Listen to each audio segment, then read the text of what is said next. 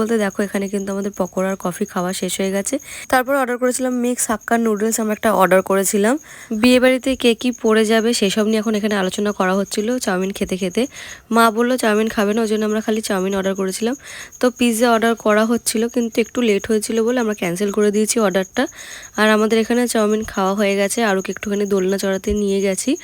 ও বায়না করছিল ওখানে উঠবে বলে, তাই আমি ওখানে নিয়ে এসেছি। আর বোনরা ওখানেই বসে রয়েছে। আর ওই বাচ্চাটা হেঁটে হেঁটে গেল দেখলে, ওর কিন্তু সিট এটা, ও ছোট মানুষ বলে তাই ওকে একটুখানি চড়তে দিয়েছে। তারপরে বলছে আমাকে এখানে ছেড়ে দাও, আমি এখানে সারাদিকে দৌড় মেরে মেরে ঘুরে বেড়াবো। কিন্তু এখানে যেহেতু রোডের উপরও তো চারিদিকে ধুলো ধুলো হয়ে আছে, আর আরও কী করছে ধুলোগুলো নিয়ে গালে দিচ্ছে। ওই জন্য আমি একটুখানি হাতটা ধরে ধরে করছিলাম।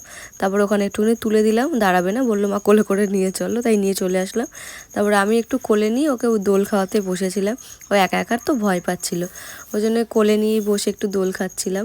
আগেরবার যেদিন এসেছিলাম সেদিন